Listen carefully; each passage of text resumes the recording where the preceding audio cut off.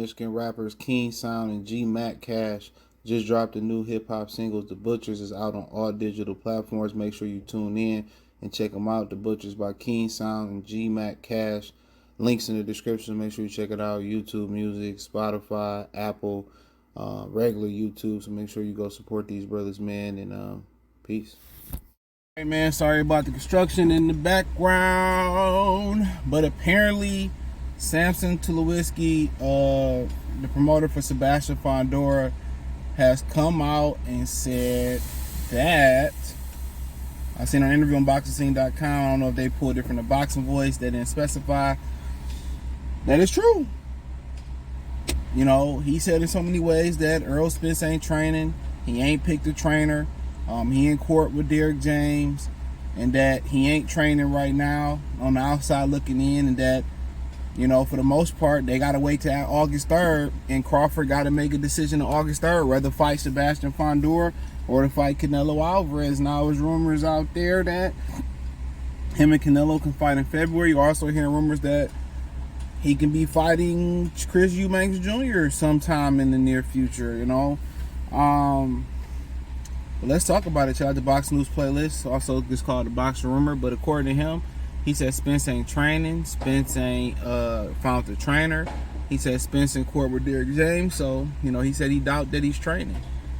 And that, you know, everybody putting Sunday before Saturday, and that they got to wait till August 3rd to see if Crawford win, and they willing to fight Crawford. Now, after the fight, Fundora said he wanted to fight Terence Crawford. It was Fundora's team that didn't want the Crawford fight. And like I said, that's a very difficult fight for Terence Crawford. I keep telling y'all, y'all keep saying, oh man, Fundora gonna lose that fight. He's absolutely not. That's a very tough fight for 37. He is right. We putting Sunday before Saturday. I'm gonna start using that shit. Shout out to Samson Tulowitzki for the saying. We putting Sunday before Saturday, but on the cool, you know, he being honest about that. Like, ain't nobody giving Israel Madrimov a chance. And most of y'all ain't seen Madrimov fight. I seen something. Shout out to my brother Trick Noty. He sent me a fight of Madrimov, and I was rather impressed. You know what I'm saying? Like, I was impressed. The footwork is pretty good.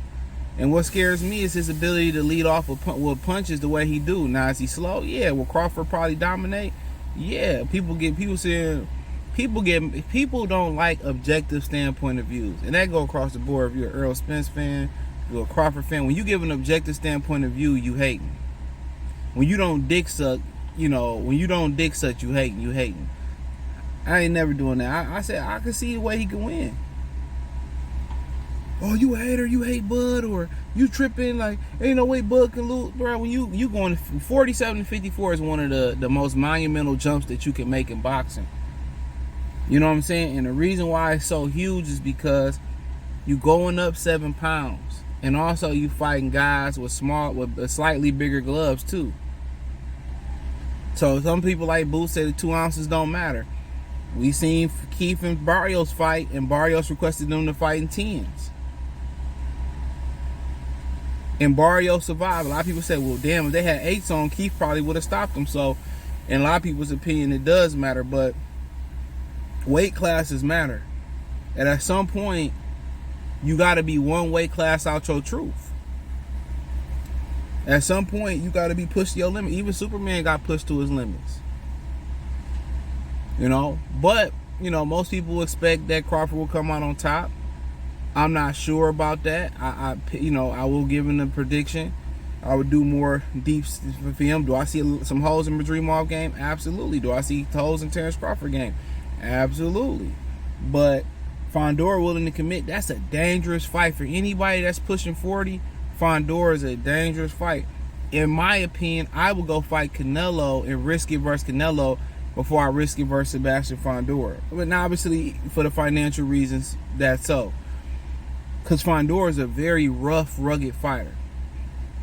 You know, when you got them young, rugged guys, and he been knocked out before, when you got them real rough and rugged guys, them young guys, they can take more of a beating. This is why Diego Pacheco is going to be dangerous too, because they can take a beating right now. The Virgil Ortizes, the Boots, they willing to take some to get some. So that's gonna be. And a lot of people say, well, Tim Tszyu would have won that fight easily. Absolutely, he would have. Tim Tszyu was his hook was the key to that fight. Fundora couldn't miss with that hook. When he could see, he couldn't miss with the hook. Crawford, in my opinion, is just a little bit different. I think he would have to use lateral movement. I think if Mayweather was to fight him or Crawford, small guys coming up, they will use lateral movement. And one of the things about fighting Fundora, if he ain't getting jab, you gotta keep that jab pumping. You gotta be a good counter puncher. I don't think it's gonna be easy though. I don't think it's gonna be easy for him to beat Sebastian Fundora.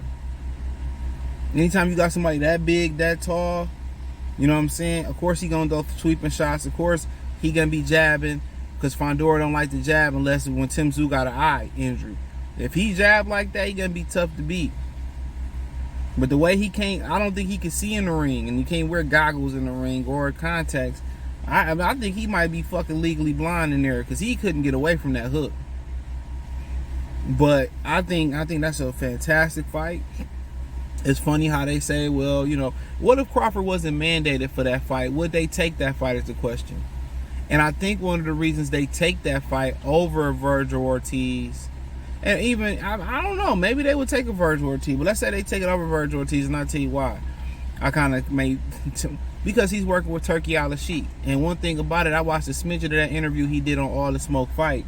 What's so funny, All the Smoke Fight, I don't know where the fuck they got that channel at, but it's almost at 2 million views. The original All the Smoke is only at 1 million, at less than 1 million. And what I'm thinking they did, let me say this, it just came to my mind. Sometimes when you think out loud, it comes. I'm thinking they bought the Showtime. I think they might have bought the Showtime championship, the Showtime boxing app. That's what I think they made. I could be wrong, and it could still be up. I'm just thinking maybe that's what they bought, the Showtime YouTube thing, and they let them have that. But Andre Ward interview with him, it was good. I watched a portion of it and watched the rest of it during my shift. And he basically said that they never came to the table and tried to negotiate with Terence Crawford. They don't know what he wanted. He don't know who made more money. Was he gonna make more money with Spence? Was he gonna make more money with him? Because they never came to negotiate with them. So they automatically threw Spence in that water with him.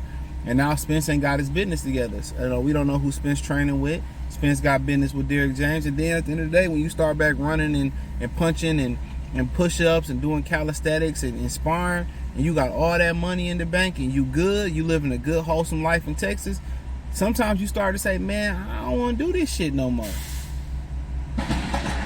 Sometimes you be like, I'm good. I don't want to do this no more. I got the money. My kid's good. I got a trust fund set up for him and all this type of stuff. Maybe you just don't want to do this shit no more. Or maybe you, the cement truck is a Ferrari cement truck. Hilarious. I didn't even know that. But, or maybe it's a tank on there, or maybe it's just the design. But but yeah. So, yeah, it's hard. It's hard when you reach your goal. It's hard to keep reaching a higher goal, unless you wired that way. That's why you see people who work out, they need a personal trainer. They need to work out in a group to push each other. And it's special individuals that get it out, that can just get it out the mud. That can just motivate themselves. And people that motivate themselves, you notice they talk to themselves. They measure themselves against other people. They push. But nonetheless, yeah, so basically, Fundora and Bud on deck. Like that OJ the Juice Man song. They on deck. So they have no other choice. By letter of law, they must fight Bud next if they're not going to fight Errol Spence. Or get stripped. So he's saying basically Bud got to make a decision. Fight Fundora or turn around and fight Canelo Alvarez. So a lot of people assuming like this Canelo Alvarez fight is on the table. And I think he said he want the Fundora fight to be by December. So he want Bud to come back by December, which is smart, in general. Bud should try to get 2 fights in this year. So they want to place it in December. And one of the reasons I said about the Virgil Ortiz fight might be just as attractive is because they got a partnership at Golden Boy with Turkey Al Sheik and Rahai season, whatever it is. No disrespect. So yeah, they got work with them too. So, but I think the Bud fight will be even bigger. And you know, if he want to fight Fundora, I mean, it's gonna be a tough task. Canelo gonna be a tough task. You know. So the Fundora, you know, it sounded like he wanted to fight Bud. You know what I'm saying? It sounded like he wanted to fight Bud. So, but they wanted him to fight Errol. Same thing with Tim Tszyu. Tim Tszyu was in talks to fight Bud in March. I heard they told Tim said they basically convinced Tim Tszyu to fight Keith, and then he'd get the Errol Spence fight later this year. That changed. They say fight Sebastian Fundora. Remember that? Fight Sebastian Fundora. Because Keith Thurman got injured. And I knew Keith wasn't going to make it to that fight. And I told y'all Errol Spence wasn't going to make it to the Sebastian Fundora fight, didn't I? I told y'all Buddy wasn't going to make it to the Fundora fight. And what happened was, you know, now that Errol Spence ain't nowhere to be found, he lost his title. They promised him in a rematch. They did a handshake agreement on a rematch with Fundora. They ain't never getting that rematch. They did dirty business with Tim Tszyu. So really now PBC don't have no fight day, so they really got to lean on Turkey Al Sheik and Terence Crawford. So now Fundora need them. He need them. And in my opinion too, I don't think PBC in Prime, they partnership going so well right now. That's what it look like. It ain't going so well right now. So I mean, shit, that's something they got to figure out. But the articles in boxingscene.com, I used to link them in the description. Y'all never click. Oh man, you lying. I had people like, you could tell this how people just come in the comments. I wish YouTube don't allow this. You shouldn't be able to comment unless you watch the first 3 minutes of a video. 2-3 minutes of the video, first 25% of the video, if they want to break it down percentages. You shouldn't be able to comment until you watch the video. For at least 25% of the video. That's how I feel. People come in here, oh man, you lying. But if they watch the beginning of that Boots video with Crawford, I talked about Turkey Al Sheik and Crawford and Boots video, you will notice in the beginning, the first thing he say is that, no, I want undisputed over Terence Crawford fight. But they don't want to, even when you show receipts and you drop facts, people still want to believe what they want to believe. But hey, check out the Boxing News playlist, Boxing Room playlist, hit the link tree, article on boxingscene.com.